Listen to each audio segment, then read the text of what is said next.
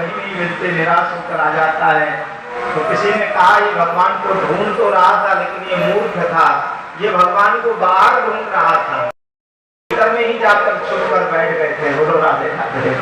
और महाराज यहाँ पर हिरण्यकश्यपु की जो पत्नी है कयाधु के गर्भ से श्री प्रहलाद जी महाराज का जन्म हुआ।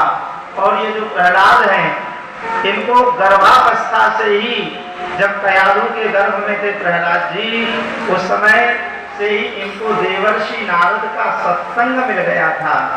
देवर्षि नारद जब सत्संग करते थे कयाधु उसको सुनती थी, तो गर्भ में बैठे बैठे प्रहलाद जी महाराज भी उस दिन में सत्संग को सुनते रहते थे।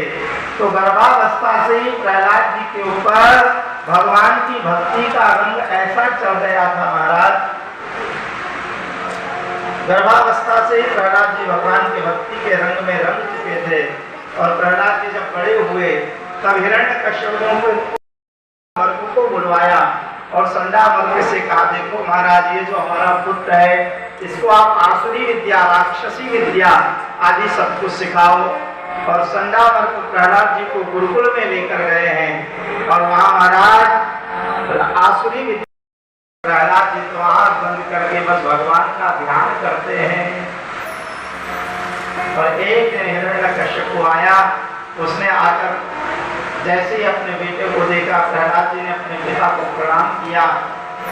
हिरण्यकश्यप ने प्रहलाद को उठाया, अपनी गोद में लिया, हृदय से लगाया और कहा, बेटा तुम कई दिन से यहाँ पढ़ रहे हो, तुमने बहुत सारी बातें यहाँ पर सीखी होंगी, तो बेटा तुमको जो भी बढ़िया से बढ़िया बात आती हो, तुमको जो भी बढ़िया से बढ़िया विद्या आती हो वो हमको सुनाओ। तो प्रहलाद जी ने कहा, बड़ी गड़बड़, ये गुरुजी तो जब भी बताते हैं मार काट वाली बात बताते हैं, लेकिन ये हमारे पिताजी देखो कितने अच्छे हैं, ये तो अच्छी वाली बात पूछ रहे हैं, तो मैं तो वही बताऊंगा ना जो अच्छी है।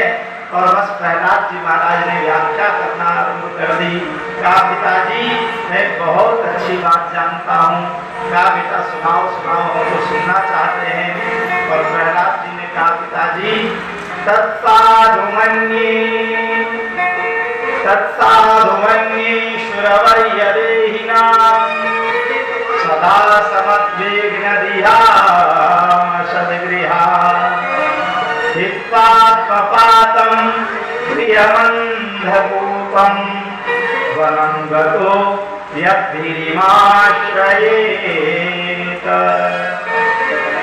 प्रहलाद बोले, पिताजी एक जन्म नहीं, दो जन्म नहीं, अनेकानेक जन्मों के अनुभवों के बाद में ये बात मैं आपसे कह रहा हूँ। पिताजी यह जो जीव है ना इसके कई जन्म हो चुके हैं, कई बार स्त्री, कई बार पुरुष, कई बार पशु, कई बार पक्षी, कई बार मैं आपका पिता बन चुका हूँ, कई बार आप मेरे पिता बन चुके हैं, हमारे कई जन्म हो गए हैं। और हर जन्म में हम संसार के भोगों को भोगते रहे, लेकिन पिताजी ये संसार के भोग भोगने से जीव को कभी भी तृप्ति नहीं होती। तृप्ति तो इन संसार के भोगों का त्याग करने से होती है।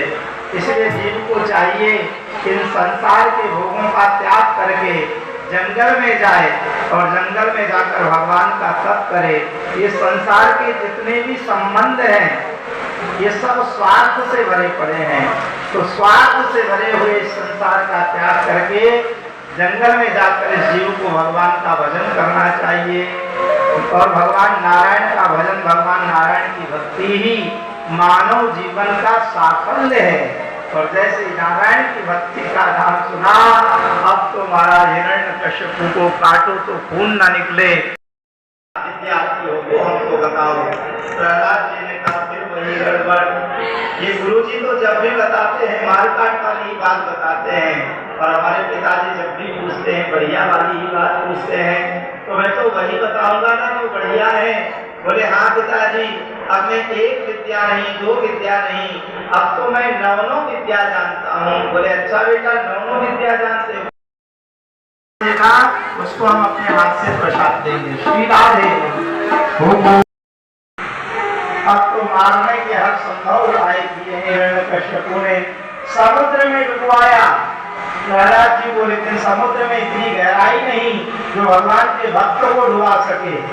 समुद्र में डुबाया, पहाड़ से डुबाया, लेकिन पहाड़ में इतनी ऊंचाई नहीं जो भगवान के भक्तों को गिरा सके।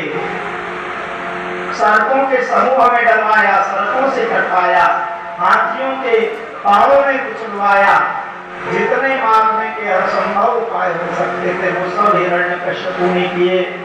लेकिन भैया जागो राखे साइया, मार सके ना को।